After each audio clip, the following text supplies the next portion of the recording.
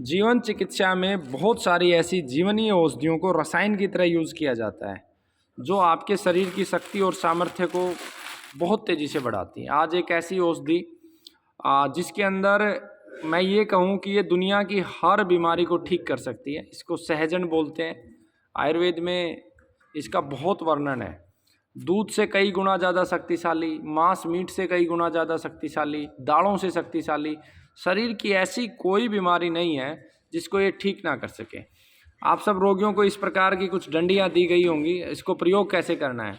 इसका सबसे पहला तो प्रयोग होता है कि शरीर का ताकत बढ़ाती है, सामर्थ्य बढ़ाती है, क्योंकि इसमें कैल्शियम, जिंक, आयरन, फास्फोरस सब चीज़ें हैं।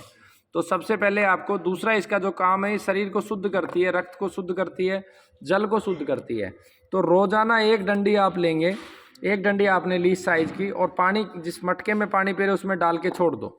7 दिन तक ये पानी में पड़ी रहने दो। फिर इस डंडी को निकाल लो और इस डंडी को कूट छेद के इसका रस निकाल लो और इसके रस को 2 टुकड़ों में करके पी जाओ। फिर अगले 7वें दिन ये रकड़ी आप डाल दें। भले ही ये सूख भी जाए तो भी घबराने की आवश्यकता नहीं है। छाँव में इसे रखो, सूती कपड़े से लपेट के रखो, ठीक है। अगले 7 दिन में फिर डालो, फिर इसको कूट छेद के निकाल लो। तो ये तो पानी का प्रयोग हो गया।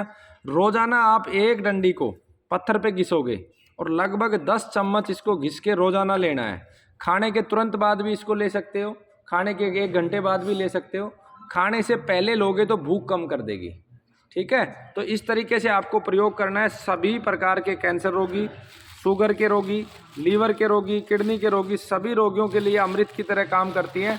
और ये हमारे शरीर का जो है 7 धातुओं पे काम करती है और ये बहुत शक्तिशाली है। और गजब की बात यह है कि बहुत तेज़ी से बढ़ती है। इसकी छाल, इसका फूल, इसका फल सब कुछ काम करता है, लेकिन ये मुफ्त में उपलब्ध है, इसलिए इसकी जो है कीमत को हम लोग नहीं समझ रहे हैं। आप सभी इसे प्रयोग करिए। वंदे गो मातरम।